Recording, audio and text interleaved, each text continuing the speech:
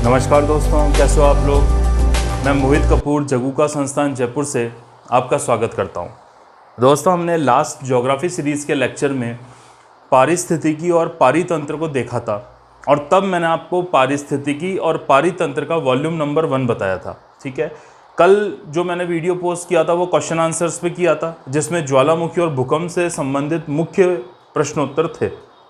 आज मैं पर्यावरण में जो पारिस्थितिकी और आपका पारितंत्र चल रहा था उसके पार्ट नंबर 2 पर आ रहे हैं। तो मैं हेडिंग डाल देता हूं एक बार। ये आपका जो पार्ट हो गया, ये कौन सा हो गया, पारिस्थितिकी, और पारिस्थितिकी के साथ कौन सा हो गया आपका, पारितंत्र हो गया। ठीक है, और ये जो आपका आज का पार्ट है, ये आपका पार्ट कौन सा है, पार्ट बी या पार्ट 2 है।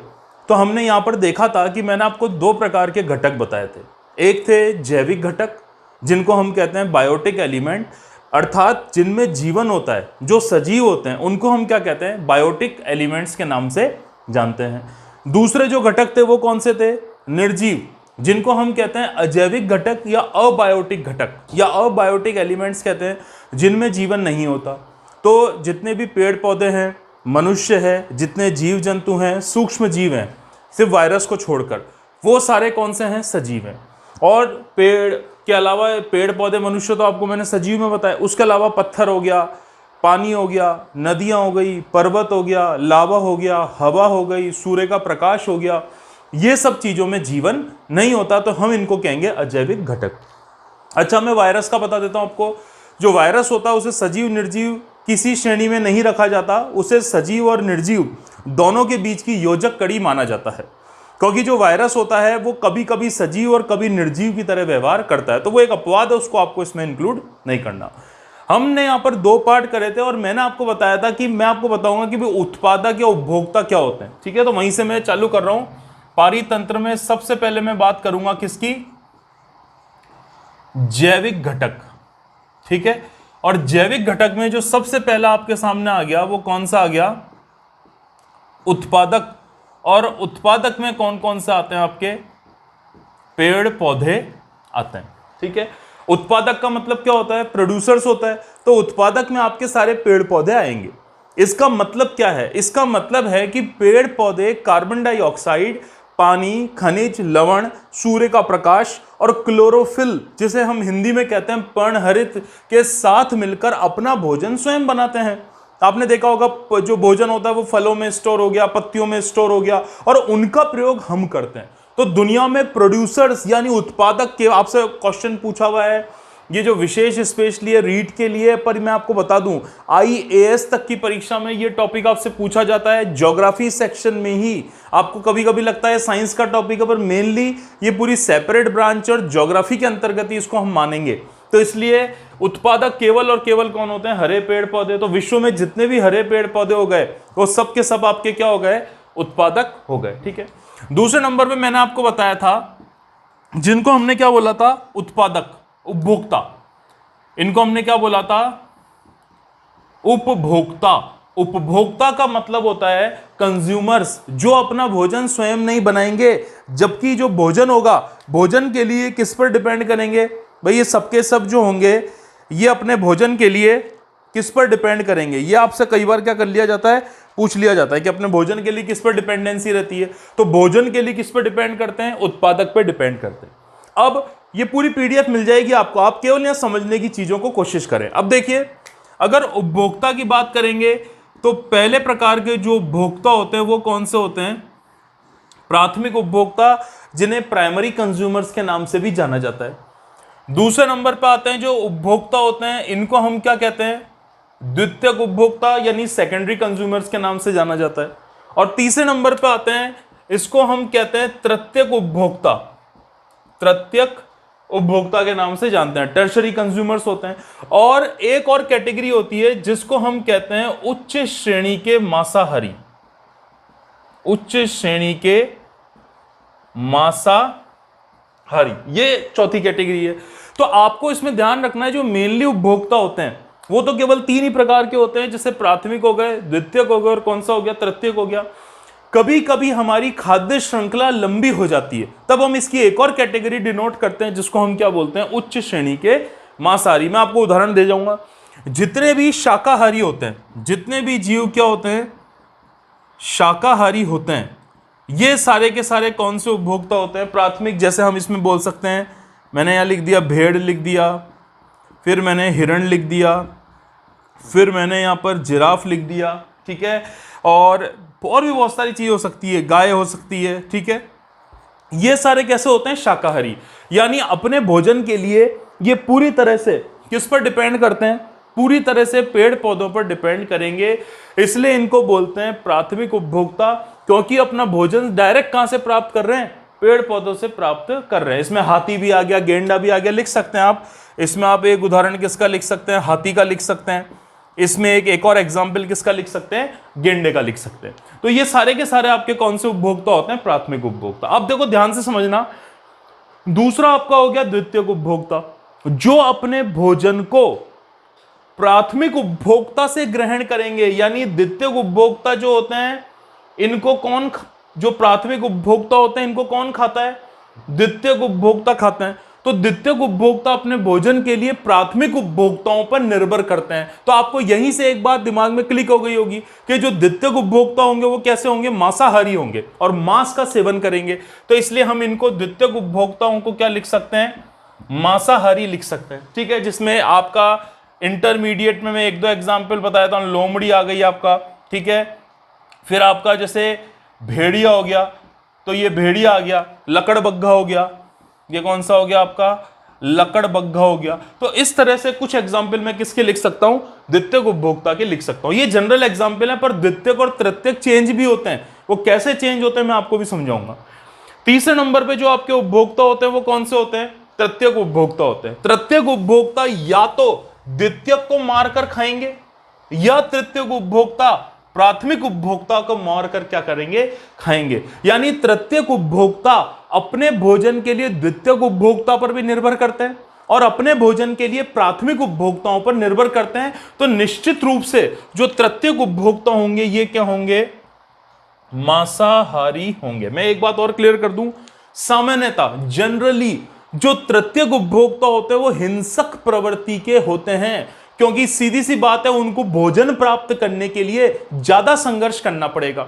तो जो अपने भोजन जिनको आसानी से प्राप्त होगा, जैसे ये पेड़ पौधे दुनिया में भरे पड़े, तो शाकाहारियों को अपना भोजन आसानी से प्राप्त होता है, तो वो दयालु और नॉर्मल प्रवृत्ति के, सामान्य प्रवृत्ति के होते हैं।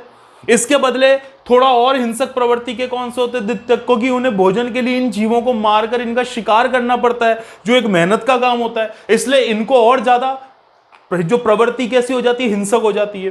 फिर तृतीयक उपभोक्ता जो होते हैं, उन्हें अपना जीवन बरकरार रखने के लिए इनका सेवन करना पड़ता है, और उनको जो कैलोरीज होती है, जो भोजन की मात्रा होती है, जो डाइट होती है, वो ज्यादा चाहिए होती है, तब जाके थोड़ी सी कैलोरी मिलती है। इसलिए तृतीयक उपभोक्ता और ज्यादा हिंसक प्रवृत्ति के होते हैं और पूर्ण रूप से क्या होते हैं, मांसाहारी होते हैं, ठीक है। तो देखो मैं यहां लिख देता हूं, इनके तृतीयक में अगर एग्जाम्पल में आएगा, शेर आ गया, चीता आ गया, बाघ आ गया, ये सब किसके उदाहरण माने जा सकते हैं, तृतीयक उपभोक्ता के उदाहरण माने जा सकते हैं। पर दोस्तों इसका मतलब ये नहीं है शेर और बाघ, आपके जो चीता है ये आपका द्वितीयक में भी आता है, वो डिपेंड करता है। देखो ये तो जनरल चीज हो गई, अब डिपेंड करता है कि परीक्षा में जो क्वेश्चन आ रहा है वो क्वेश्चन किस तरह से आ रहा है। चाहो तो आप स्क्रीनशॉट भी ले सकते हैं इसका, परीक्षा में जो क्वेश्चन आ रहा है वो किस तरह से आ रहा है, तो वो आपको छोटी छोटी चीजें क्या रखनी है, इसमें ध्यान रखनी है कि हम चीजों को किस तरह से क्या कर पाएंगे, इनको मैनेज कर पाएंगे। अब मैं आपको एक ग्राफ बना के बता रहा हूं, एक ऊर्जा का पिरामिड बना के बता रहा हूं, जिससे आपको चीजें क्लियर हो जाएगी और एग्जाम्पल भी पता चल जाएंगे, ठीक है। देखो अब समझना,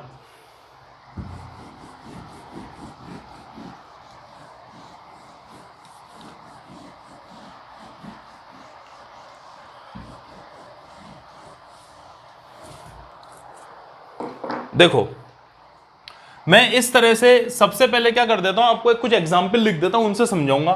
देखो ये पहला एग्जाम्पल मैं लिख रहा हूं घास, घास के आगे मैं लिख रहा हूं कितना, टिड्डा, टिड्डे के आगे मैं लिख रहा हूं मेंढक, मेंढक के आगे लिख रहा हूं मैं सांप, और सांप के आगे मैं लिख रहा हूं मोर। एक मैंने ये श्रृंखला बना दी कि कौन किसको खाएगा, तो कौन किसको खाएगा इस संदर्भ में मेरी पहली श्रृंखला कौन सी हो गई, ये हो गई, ठीक है, श्रृंखला नंबर 1। श्रृंखला नंबर 2 बना रहा हूं घास। घास के बाद दूसरा नंबर पे मैंने आपका क्या लिख दिया, हिरण लिख दिया। हिरण के बाद तीसरे नंबर पे मैंने क्या लिख दिया, शेर लिख दिया। तो ये एक प्रकार की मैंने श्रृंखला बना दी, ठीक है। अच्छा, तीसरी श्रृंखला में बना रहा हूं घास है भाई, पहले आपकी क्या हो गई, घास हो गई। घास के बाद आएंगे तो इसके ऊपर आ गया आपका टिड्डा, या इसके पहले हम एक और श्रृंखला में चीज जोड़ सकते हैं, यह हो गया आपका कीड़ा। कीड़ा जो छोटे छोटे कीट होते हैं, इंसेक्ट होते हैं। उसके बाद मैं यहां क्या लिख देता हूं, उसका ये टिड्डा लिख देता हूं, ठीक है ना। अच्छा, टिड्डे के बाद मैं सीधे क्या लिख देता हूं यहां पर, छिपकली। छिपकली, और इसको छिपकली को खाने वाला कौन हो गया, ये सांप हो गया। तो देखो मैंने आपको यहां कई तरह से 3 प्रकार की आपको श्रृंखलाएं बताई है। देखो ये घास घास घास, तो घास चूंकि क्या होता है हरे पेड़ पौधे के अंतर्गत आती है, इसलिए ये क्या हो गए, उत्पादक हो गए। अब देखो यहां घास को कौन खा गया, टिड्डा, तो टिड्डा डायरेक्ट घास को खा रहा है, तो टिड्डा कौन सा उत्पादक उपभोक्ता हो गया, प्राथमिक। तो यहां लिख देता हूं नंबर 1। टिड्डे को कौन खा गया, मेंढक खा गया, को मेंढक क्या हो गया, द्वितीयक उपभोक्ता हो गया। मेंढक को कौन खा गया, सांप खा गया, तो सांप कौन सा हो गया, तृतीयक उपभोक्ता हो गया। अब आप बोलोगे कि आपने तो तृतीयक उपभोक्ता तक बताए थे, अब सांप को खाने वाला भी कौन हो गया, मोर हो गया। तो मोर को इस केस में मोर को बोलेंगे उच्च श्रेणी का मांसाहारी, यानी जो सबसे ऊपर होता है। देखो इस तरह से मैं एक डायग्राम बना देता हूं, ये देखो इस तरह से मैंने डायग्राम बनाया। सबसे नीचे मैं लिख रहा हूं उत्पादक, सबसे नीचे मैं क्या लिख रहा हूं, उत्पादक लिख रहा हूं। उससे ऊपर मैं कौन से उपभोक्ता लिख रहा हूं, प्राथमिक उपभोक्ता।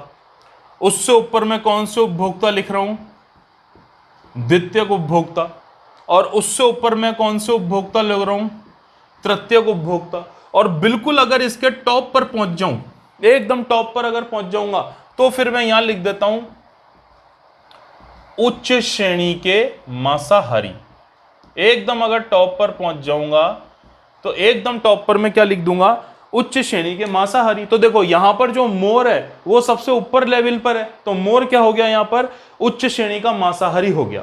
आपको क्लियर दिख रहा है कि पृथ्वी पर उत्पादक सबसे ज्यादा है, उत्पादकों से कम संख्या प्राथमिक उपभोक्ता की है, प्राथमिक उपभोक्ता से कम संख्या द्वितीयक उपभोक्ता की है, द्वितीयक उपभोक्ता से कम संख्या तृतीयक उपभोक्ता की है, और तृतीयक उपभोक्ता से कम कौन है, उच्च श्रेणी के मांसाहारी। तो जैसे जैसे इस आपको जो त्रिभुज दिख रहा है, आपको जो पिरामिड दिख रहा है, जैसे जैसे आप पिरामिड में ऊपर जाते जाओगे वैसे वैसे संख्या तो घटती जाएगी।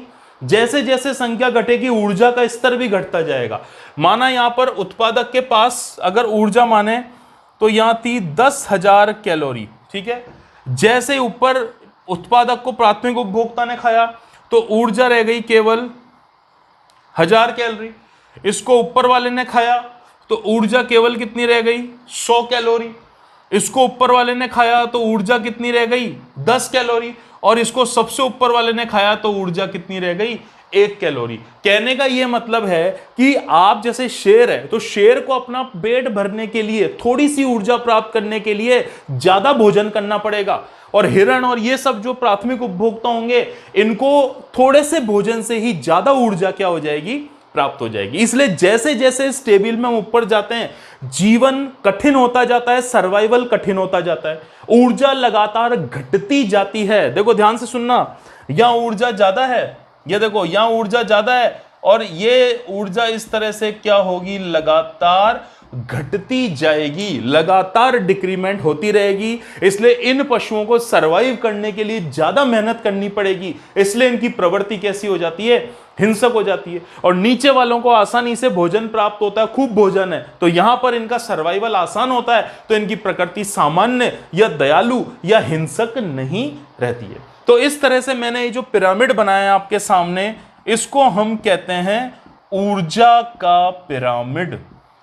ये जो मैंने पिरामिड बनाया आपके सामने, इस पिरामिड को क्या बोलते हैं, ऊर्जा का पिरामिड बोलता है। अच्छा, अब आपको सामने दिख रहा है ये पिरामिड सीधा है कि उल्टा है, बोलिए। ये पिरामिड आपको दिखाई दे रहा है सीधा। तो दूसरा क्वेश्चन परीक्षा में कि ऊर्जा का पिरामिड सदैव कैसा बनता है, तो ऊर्जा का पिरामिड जो होता है वो सदैव कैसा बनता है, सीधा बनता है। ऊर्जा का पिरामिड सदैव कैसा बनेगा, सीधा बनेगा। सबसे ज्यादा ऊर्जा कहां होती है, नीचे वाले लेवल पे, ऊपर वाले लेवल पे। तो आपको दिख रहा है सबसे ज्यादा ऊर्जा नीचे होती है, और जैसे जैसे ऊपर जाते हैं वैसे वैसे ऊर्जा की मात्रा कम हो रही है। जैसे जैसे ऊपर जा रहे हैं वैसे वैसे संख्या भी घट रही है। ठीक है, तो आपको कोई चीज रटनी नहीं है, आपको केवल कॉन्सेप्ट, जो फिनोमिना है, जो कॉन्सेप्ट है, बेसिक्स हैं, वो याद रखने। दूसरा, आपको दिमाग में डायग्राम रखना है, और कैसा भी क्वेश्चन आ जाए आप उसको आसानी से कर लोगे। दूसरा देखो, घास को कौन खा गया, हिरण। तो हिरण कैसा उपभोक्ता हो गया, प्राथमिक, और हिरण को शेर, तो शेर द्वितीयक। अब शेर को जनरली कोई नहीं खाता, तो ये चेन यहीं पर समाप्त हो गई। तो देखो, पहली वाली चेन लंबी थी, दूसरी वाली चेन कैसी है, छोटी है। ठीक है, तीसरा देखेंगे, घास को कीड़ा खा गया, तो कीड़ा कैसा उपभोक्ता हो गया, प्राथमिक। कीड़े को टिड्डा खा गया, टिड्डा द्वितीयक। टिड्डे को छिपकली खा गई, छिपकली तृतीयक। और छिपकली को खाने वाला कौन हो गया, सांप। तो यहां पर सांप क्या है, उच्च श्रेणी का मांसाहारी है। तो इस तरह हम चीजों को क्या कर सकते हैं, समझ सकते हैं। तो दोस्तों, आज मैं इतना ही बताऊंगा, इसको मैं कल पार्ट 3 में कंक्लूड करूंगा। पारिस्थितिका का जो पार्ट 3 होगा उसके अंदर मैं उसे कंक्लूड करूंगा और इसे बहुत अच्छे तरह से पेश करने का प्रयास करूंगा। और अगर हो सका, पॉसिबल हुआ, तो कल इससे संबंधित मैं क्वेश्चन भी करवाऊंगा, क्योंकि मोस्ट इंपॉर्टेंट टॉपिक है परीक्षा की दृष्टि से। ठीक है, तो ये सब आपको एक बार क्या रखना, याद रखना है। कुछ और पिरामिड्स हैं, वो पिरामिड्स भी मैं आपको कल यहां पर बताऊंगा। प्रॉब्लम है तो पूछ सकते हैं। तो बहुत बहुत धन्यवाद। चैनल को लाइक करें, शेयर करें और सब्सक्राइब करें। धन्यवाद।